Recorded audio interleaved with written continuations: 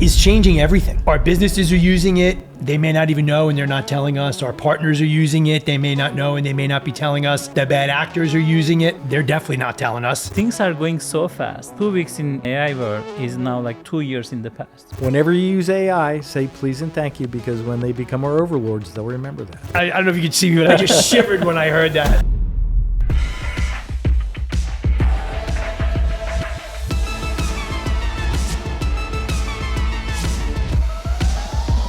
Greetings and salutations, one and all. Welcome to today's episode of Third Party, where we talk about everything in and around third-party risk management. Today, we're talking about a topic, it's new. It may not be anything you've ever heard of, AI, artificial intelligence. You guys familiar with that concept? What is that? I don't know. I'm not sure what it is. I don't know that anybody really knows. So all joking aside, AI is changing everything. Right? Our businesses are using it. They may not even know and they're not telling us. Our partners are using it. They may not know and they may not be telling us. The bad actors are using it. They're definitely not telling us. And we as defenders have to use it. So let's talk a little bit about the seismic impact of artificial intelligence on third-party risk management. All right, so I think we'll do something a little bit different this episode. Instead of starting off with some questions, why don't each of you guys give me 60, 90 seconds. What do you think the impact of AI is in our area, in third-party risk, in third-party cyber risk management? Well, I think the impact is going to be the same, not just in TPRM, but in everything. You always hear about, well, will AI take jobs, how it's going to change things. And I don't think AI is going to replace anybody, but those people that aren't using it, they're going to replace those people who refuse to use it. And I think TPRM is the same way. And there's so many creative things you can use it for. And we'll get into some of those things with TPRM and the value. But first, I have to give a shout out to my buddy Kevin. Mm-hmm. Kevin is part of the Red Team Raccoons in the newsletter called Clause of Compliance. You can subscribe at my LinkedIn page. But it was came out of something I was doing research with AI. I was on a conference call where somebody really complained about how one specific brand of AI is very biased. So I was using another AI to do the research to see, how realistic that was. And the result was that the first AI said the other AI is only good for writing stories and it could do it better. And I said, oh, well, go ahead. Here's the topic. And I've been publishing the episodes. I'm the publisher, not the writer. AI is 100%. It's about a disgruntled CISO. Wonder where that came from. And he goes off the grid and he enlists Kevin the Raccoon and some other characters, and they go out and hack the world. And the result is I've got hundreds of subscribers because it's hilarious without me touching it. So AI is funnier than you, Bob? Is that what you're saying? We all knew that, but there's that kind of potential. And the same potential I see using it properly in TPRM. It's exciting. All right. Ferhat? We need to correct one thing. We are talking about generative AI, not AI. AI has been there for a very long time, but what we see as a seismic impact is because of generative AI or Gen AI that people are talking about. Now it is moving very fast. So we are still in the early phase of some of the things, but the impact is so huge. So we need to understand the potential of it. But the potential and impact are two different things that we need to discuss in this episode. Because the first impact that we see in any industry, but also in TPRM space as well, is people think that these Gen AIs are role replacer, which I disagree. There are too many potentials, opportunities, but the TPRM teams are already small teams, and moving some of the members of these teams, thinking that the AI will replace some of the jobs that they are doing, it doesn't make sense to me, because we are missing the opportunities and potentials around it, right? We are using the AI to automate the old-fashioned things that we are doing, like questionnaire thing, right? And people are now making bold claims about, we will automate the TPRM 100%. No, you will not do that, because what you are talking about as automation is automating the questionnaire process, which is going backwards, to be honest. It's more like you are using a new technology to spin the wheels faster, but you are still using an old vehicle. You can build a new entire vehicle, a spaceship, by using that technology, but instead you are using it something old, which doesn't make sense to me. Yeah, I was at an event with a bunch of vendors that were doing Shark Tanks, and one of the vendors, and I won't mention anybody, their product was AI automated questionnaire responses. And every CISO in the room kind of went, yeah, no way am I putting my name on a questionnaire filled out by an AI, right? Because I'm going to be responsible for that. And I think you nailed it, and I wish more companies figured this part out, is that AI is going to be a partner for the person, not a replacement. I think some stuff is going to get replaced, but in general... there will be replacement, like Bob said. The people will be replaced. What, you say they're going to be replacing Bob's job? Oh, if I'm lucky. It will be replaced by the people who knows how to use AI, because AI is task augmentation, right? We are talking about that. It will be a collaborator, and it will do some of the repetitive jobs for you so that you can focus what is more important. So that's the beauty of all these Gen AI technologies that we have, but we need to be very careful about what we are talking about. For instance, in our research team, our vulnerability researchers, they were going through all these vulnerabilities, they were studying them. In fact, they tried to exploit them to understand if there's a potential threat around it that we need to inform our customers. Then they were creating a report, and the report becomes an intelligence piece on our platform. So this is a process that we usually done in 24 hours to 48 hours. Now they automated all the repetitive tasks, but human in the loop. The system, extracts all this information, put in a Slack channel that my team just look at it and provide a response. Then it will create all these reports, and it starts the focus tech process, all these risk intelligence process. But there should be a human in the loop to make that decision, because currently the AI is not there yet. It might be there at some point. When it happens, my team can focus on other things. But now we automate all that process. Now it is shrink to 2 hours from 24 hours. And in 2 hours, they can handle that, and they can focus on other vulnerability research, especially on AI vulnerabilities. So we will have these new types of vulnerabilities because there are new attack vectors on the AI tools, like data poisoning, right? Prompt injections, right? We need to focus on these new types of vulnerabilities. And in fact, there's a new vulnerability scoring system around the AI. It's called AI VSS. I am also part of that group. So we can focus on these new things instead of repeating the task that we are doing. I have to disagree with one thing you said earlier. You said you can't automate TPRM 100%. Yes, you can, but the results are going to be garbage. So, well, you can, but you should not. That is true. Yeah. You think about it. I've been in TPRM for a long time. I associate with a lot of TPRM professionals who have deep experience and deep knowledge. That's not part of AI. That's that human in the loop. So yes, you can automate it, and you can get rid of all those TPRM professionals. But now what you've done is you have exposed your company to significant risk because it will fail. 100% automation at some point will fail. It'll miss something. It'll get something wrong. It won't see what that human could get out of the results. Using it, yes, but replacing it, you can, but you shouldn't, like you said. So I want to kind of step back a little bit. I think that AI in third-party risk, I think, takes two sort of approaches, or we need to take two approaches. One is, and Ferhat, you talked about this, our vendors are using AI. They may not even know. They may not even be telling us. And then the second part is, how can we use AI to actually make it bigger, better, faster, more? So let's talk a little bit about the first one, because that's still, I think, new. Like, as an example, I did a panel for MIT Sloan Business School about 15 months ago. And there were 100 CIOs in the audience, and we were talking about AI. And I said to the audience, so how many of you have an AI governance policy in place? And only about 10 hands went up, so 10%. I said, so we're going to tell you a bunch of cool stuff to do, and you're not going to be able to do any of it because you don't have governance. I think that number would be closer to 40 or 50 now.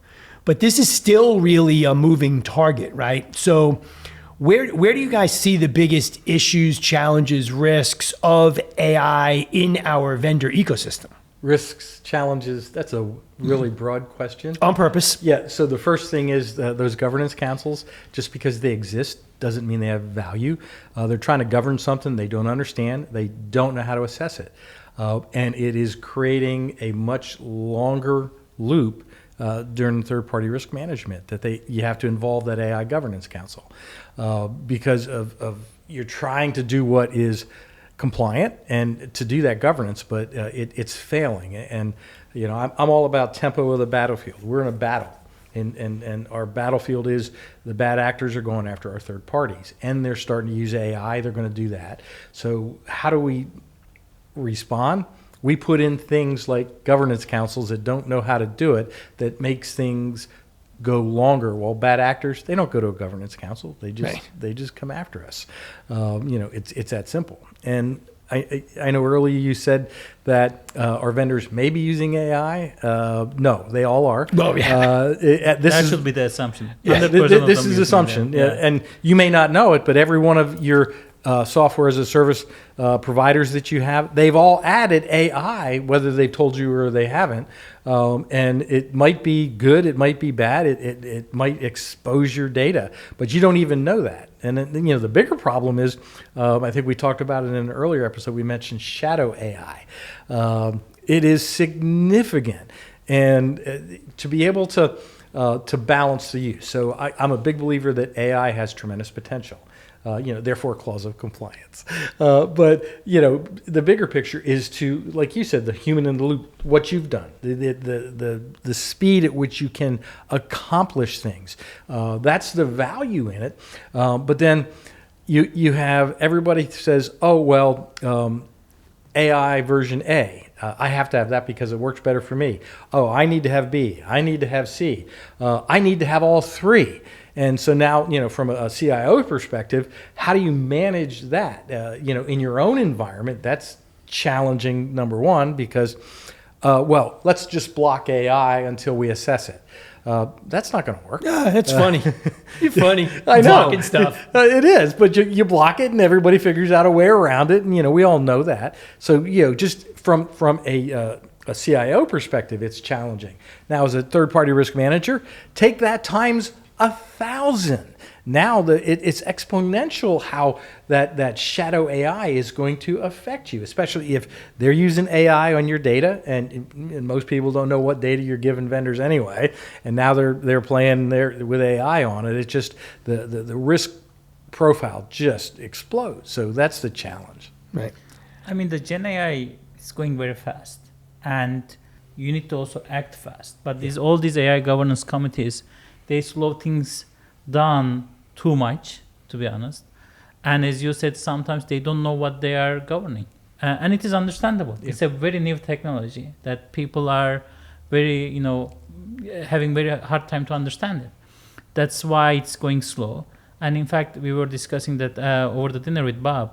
There's one customer, they really want to, purchase a tool, our tool, but since we use AI, they say that, hey, we have an AI governance committee. If it goes there, it will take a year to get a validation from the confirmation from that committee. And we will not be able to use it until then, and we don't want that. Is there a way to turn your AI off for ourselves? And I said that there are places that you can turn them off, but you are missing so many opportunities by turning them off.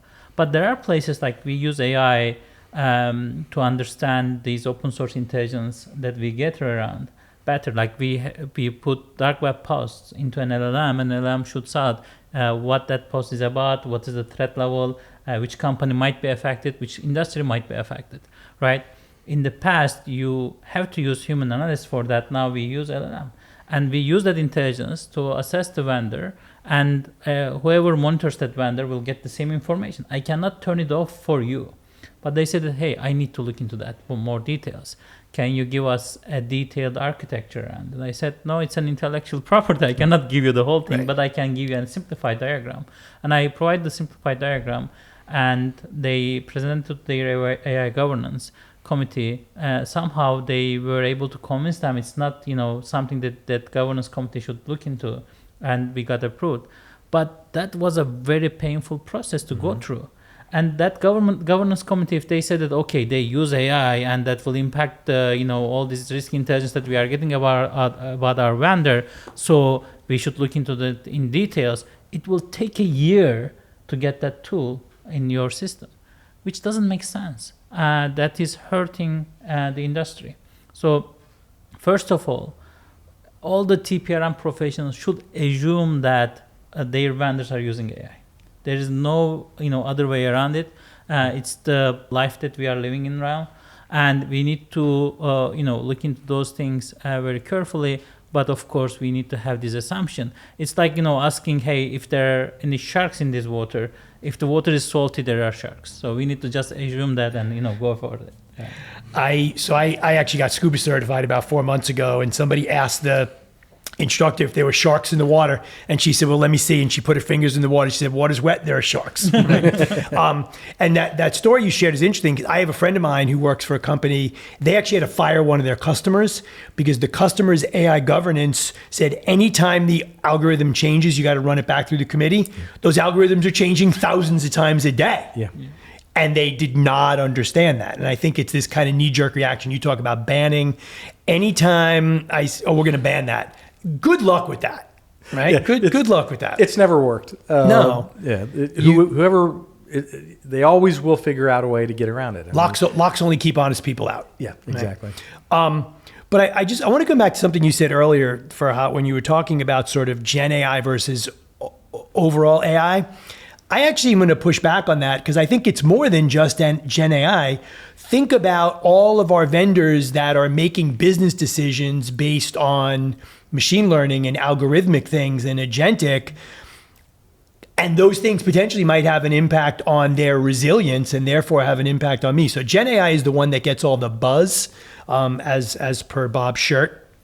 Kevin. Don't look too closely at Kevin, because it makes you a little dizzy. But I think it's bigger than that. I do think we need to do a better job of educating people about what AI is. And I always say there are people out there that say AI is overblown, and I think they're right. And there are people out there that say we haven't even touched the tip of the iceberg, and I think they're right too. I personally believe the coolest stuff we're going to see in AI hasn't even been thought about yet. Yeah. Right? I think it's going to be this really cool agentic stuff. And I don't know about you guys, I literally never heard the term agentic AI until about a year ago. Yeah. And now all of a sudden it's everything. I always use my mom as an example. My mom's in her 80s. If she's talking about something, it's mainstream, and she asked me about agentic AI. Right? And I think that's really where we need to sort of focus a little bit, and then let's shift a little bit to how can we, you talk, Ferhat, about our platform using AI. How can we use AI to not just be faster, but also to be more effective, right? Because it's not, being faster at something you're bad at isn't necessarily good. So how do we build in these kind of iterative loops so we can figure out, here are decisions that got made, why? Were they the right decisions? Right. So what are you seeing from the research side about how do we sort of check ourselves? Because we know the AIs, they lie. They call it hallucination, but they're lying. If they don't know the answer, they make it up. And we're seeing more and more of these AI agents. Like I saw in a lab not that long ago, somebody created an AI and said, hey, we're going to decommission you. The AI uploaded a copy of itself offline and then lied about it. Did you upload that? Nope, wasn't me. Right. So how do we protect ourselves, and how do we make sure that we're not automating bad decisions in the name of, well, AI said? Yeah. And I like, how you narrated that. The AI right now, it's based on, large language models. And I think it was Grok. They said that they are run out of human generated content. Now they are going for AI generated content to train the AI models. I don't know if you could see me, but I just shivered. I just shivered when I heard that. I mean, things are going so fast. Like a 2 weeks in AI world is now like 2 years in the past, right? It goes super fast, and people are talking about superintelligence now. By the way, they were calling that AGI. Now they are calling it superintelligence. AGI is a old word now, which we were using like 6 months ago. So for those of folks out there, AGI, what does that stand for? It's artificial generative intelligence. So the artificial intelligence is generating the content to train other AIs. Okay. So it is more like it's right now all the AIs are based on our content, but the AGI is based on the AI content. So it is improving itself, like learning from itself. Well, in theory, it's improving. Yeah. So how does that relate to what some people call the singularity of AI? Yeah, I mean, it all goes to, there are so many different terms that we can discuss here, but there are two directions that I see. One direction is the superintelligence direction, which is a very, big intelligence that whatever you ask, it should answer very accurately, right? That's one direction. And the other direction is more like a specialized AI models, which I believe that should be the direction that we need to go. I don't think we need a superintelligence. There are so many sci-fi movies, horror stories around that superintelligence anyway. So we know what happens in Terminator and other movies. But in the specialized one, in TPRM, we can go for it. Because what I believe, so the question that you ask, what problems that it can solve, which I don't know, because something was impossible yesterday, it can be possible tomorrow with this AI. It can solve the problems that I am not even aware of right now. Right. So that's why we need to focus on that part instead of automating the old stuff that we have.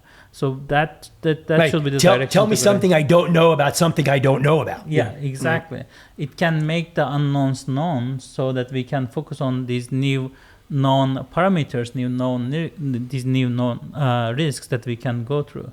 So that's the part that we should go on. And we should understand one thing. I think that's important to, it's a debate, but I will say it out loud.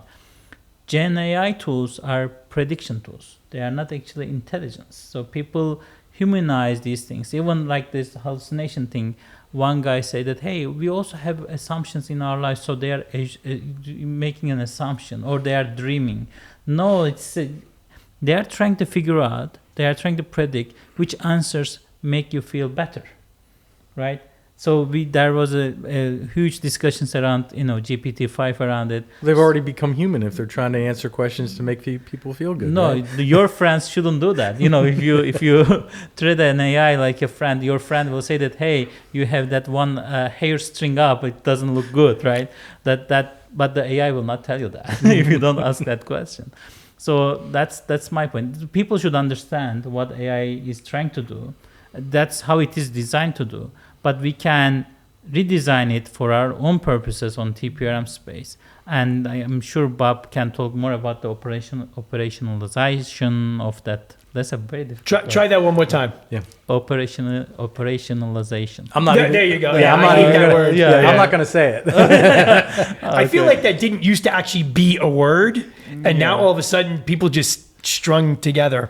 Well, it's cool, it Operationalization. it sounds like you're taking something and you're making it useful. And I love seeing we're at Black Hat, and whenever I go to a conference, I like to see what everybody's doing in the space. And the biggest use of AI, I think, right now that people are selling in third-party risk management is answering questions.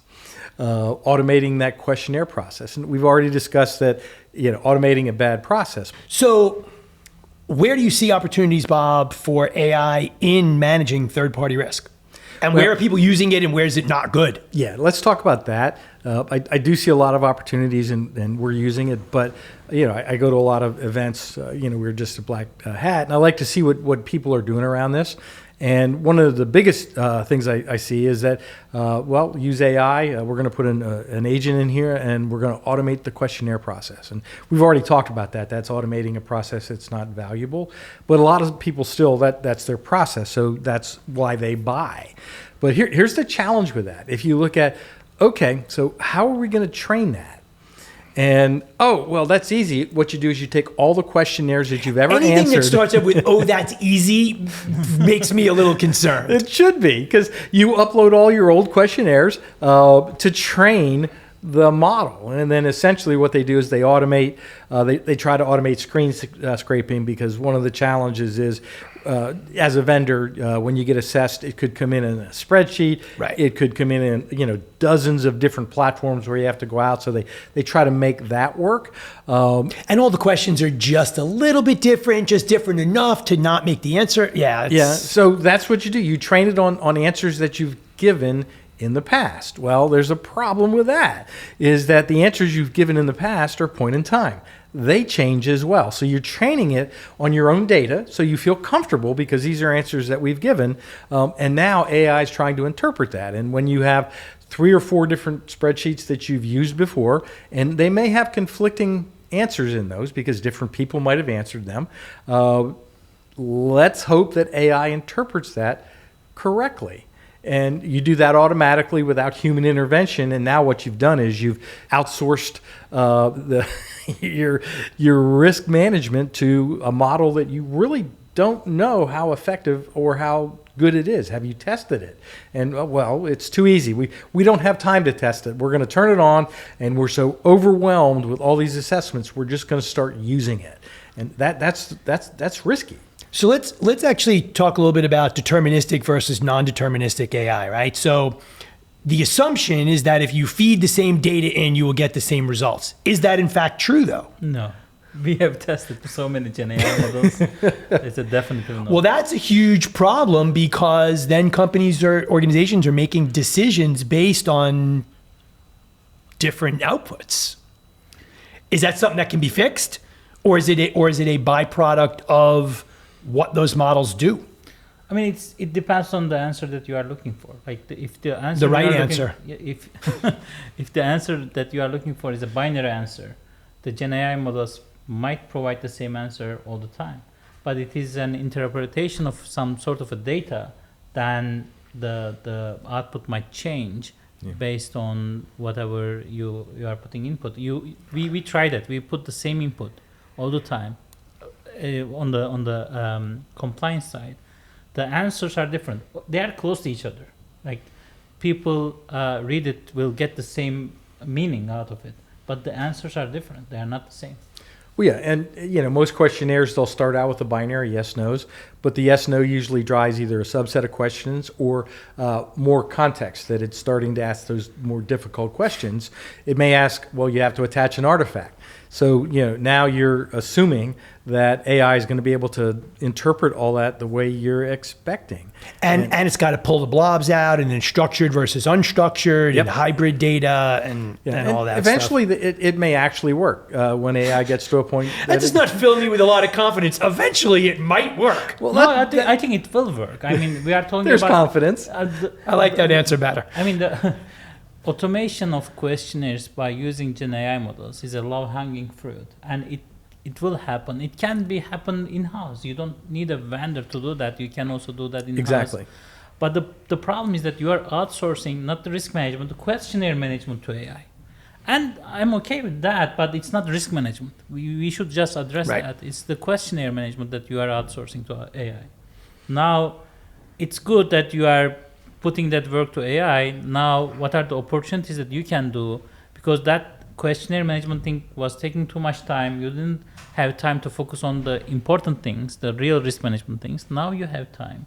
And now you have a great tool to do those things. And I think we should focus on that part. Yeah, and you look at when you're going through a questionnaire set, if you're the analyst that's answering the questions, a lot of the questions, you know the answers.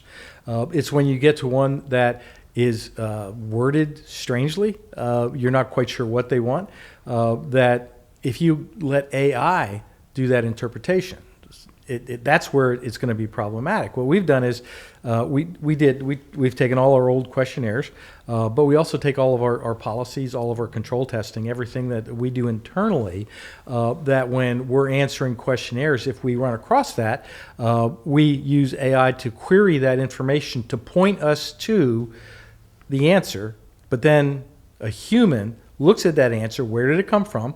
Did it come from policy? Did it come from a pen test? Where did it come from? Is it valid? Or did it come out of thin air? Exactly. But it speeds the process up. It's not that magic bullet where it fully automates it that you can get rid of people, but the folks that are doing the analysis makes them extremely productive. So clearly we are not solving the AI in third-party risk today. And I think it's something we'll revisit on a future episode. But let me kind of get your last closing thoughts.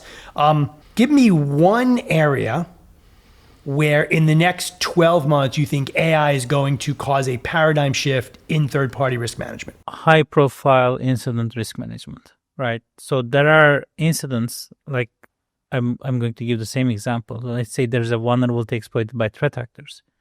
When you have AI in the process, while you were sleeping, that AI can, use that risk intelligence, create the outreach and send it to vendors while you are sleeping. And in the morning, you will see, all these answers from the vendors, all the responses, or you can track the remediation. So you don't need to be in front of the computer to start that process. AI can help that, and it's a big paradigm shift, I guess. One thing that you think is going to change in the next 12 months. Well, it's very similar. So the thing... No, something totally different. It's Don't be stealing it's not going to be Ferhat's totally ideas. dinner.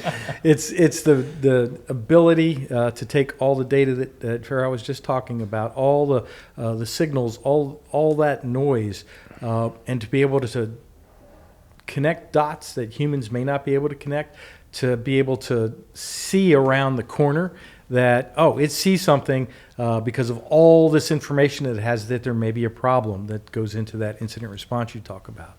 But again, it's for me, it's a tool.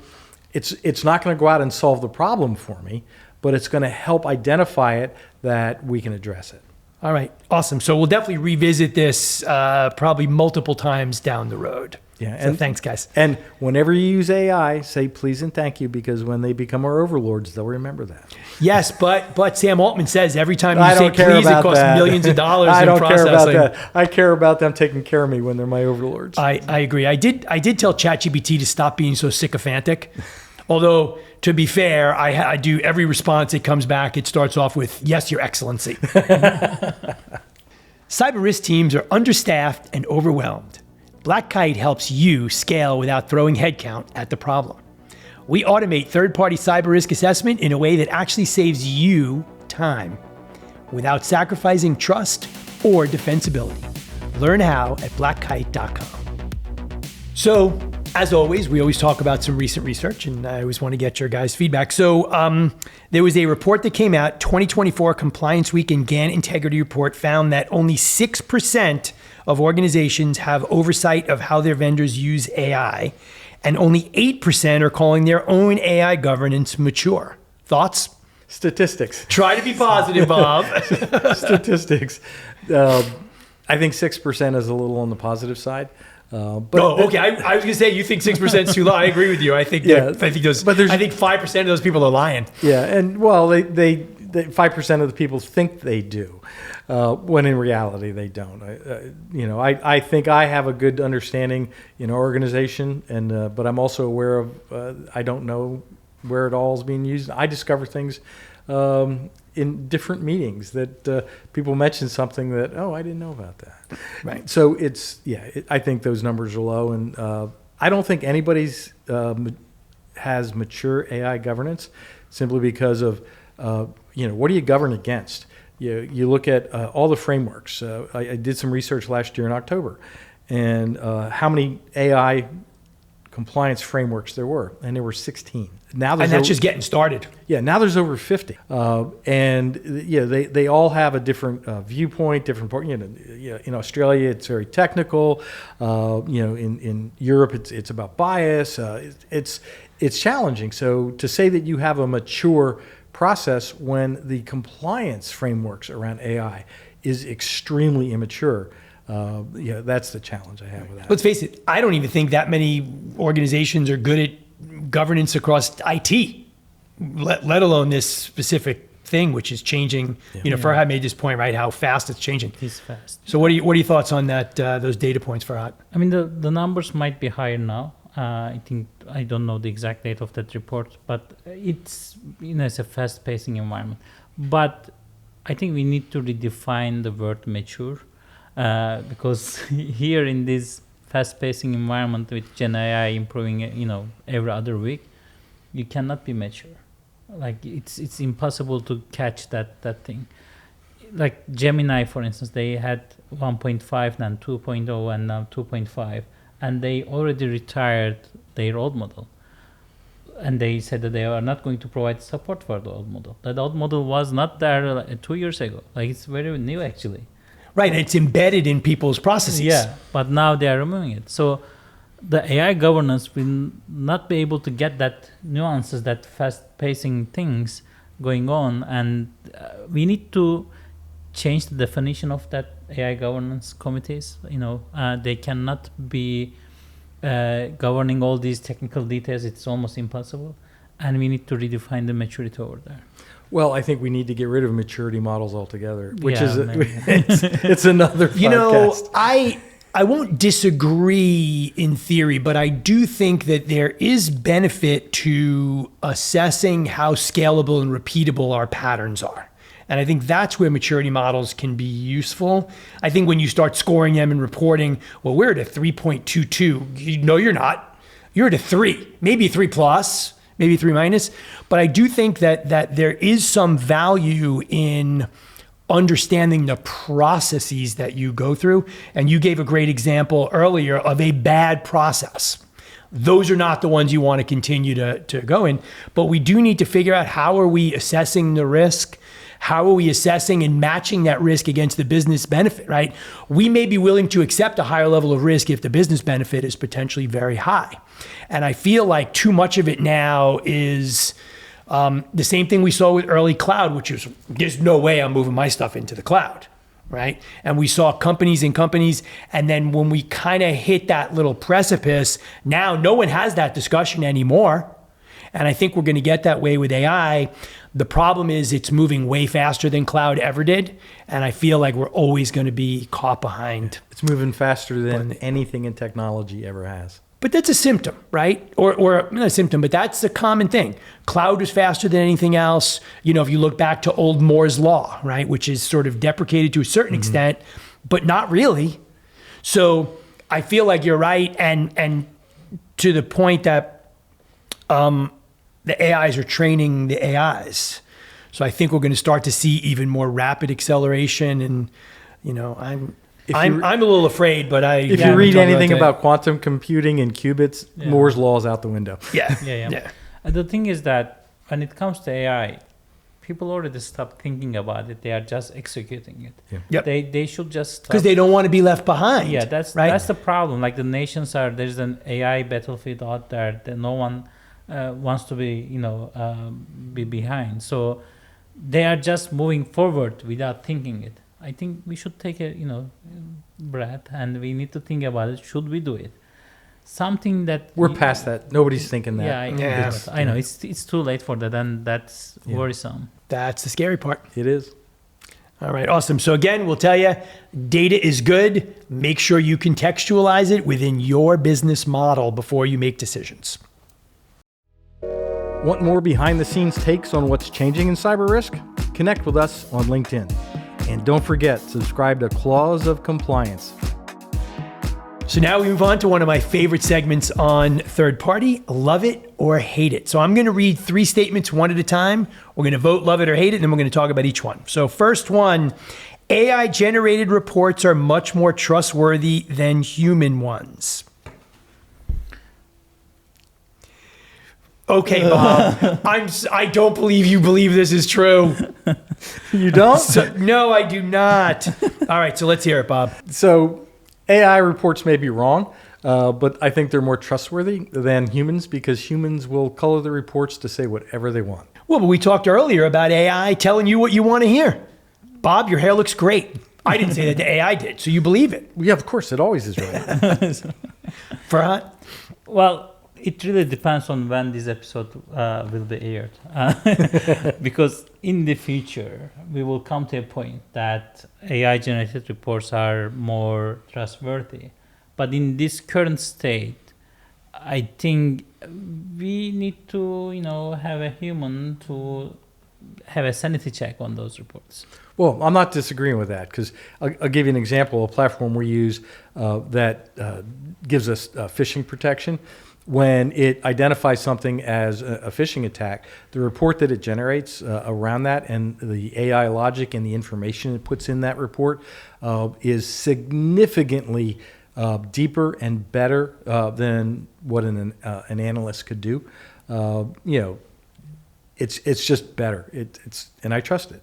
My problem isn't necessarily the report itself. It's we're going to get to a point, I think, where humans are going to shift and they're going to implicitly trust this. And I talk all the time, there's a great Isaac Asimov story, and I can never remember the name, but it takes place in the far future where humans are so dependent on AI that they can't do basic math anymore. They don't need to. And these two planets are at war, and neither planet can beat the other planet because the AIs already know what the other AIs are doing. And this man reinvents mathematics and inserts chaos and uncertainty, and they're able to conquer the other planet. And I'm afraid, people talk about AI dumbing everybody down. I don't think that's necessarily what's going to happen, but I do think we are going to get to the point where we're going to lose some ability for critical thinking because, well, the AI told me this. So it comes back to the old thing, right? Nobody ever got fired for buying IBM. Nobody ever got fired for doing what the AI told them. And that is very, very scary to me. Well, wait a minute. The attorney that submitted a brief with a fake citation, he got fired because he did what the AI I don't know. told Did you him. just see the report? There was an agency in the UK government that employed one of the large consulting companies, and it turned out it cited a bunch of court cases that did not exist. Yeah. All right, number 2, humans should always make the final call. You just made the point with your last story. Yeah. I know. That's right. I mean, it really depends on the timing again. Like, right now, yes, humans should make the final call. But depends on the operation though, right? It might be hit or low at this point for this one. But if it is a repetitive task that the outcome is somehow predictable, I don't need to put a human. But in the process, if it's a very crowded process, I need to put human in the loop and make the human have the final decision. The problem about this industry right now in Gen AI, because of this role replacement trend in the executive teams, they think that they don't need junior analysts or junior developers anymore. And right now we have the senior people to make that decision, but in the future we will not have senior people because we are where not are they going to learn if they don't? Yeah, that's an ongoing problem. All right, and then finally, AI makes vendor risk finally scalable. Well, I will go with this. Hey, you are very, very difficult today, Bob. So why do you disagree with that? So you say finally scalable. It's gotten better. So again, this is one of those that's on the middle. But since you guys it's a range. Since you guys put up love, I put up hate. I see it happening out there that everybody assumes that AI is going to allow you to scale your program infinitely. And when you really look into it, most TPRM AIs that are being sold today, they don't really help you scale that much. And again, it depends when the episode shows. It's one of the reasons I wound up coming to work at Black Kite was the potential for scalability, and that is exciting. So I think there is. Well, we want to make you excited, Bob. Yes, it's always good. There is tremendous potential. We're not quite there yet.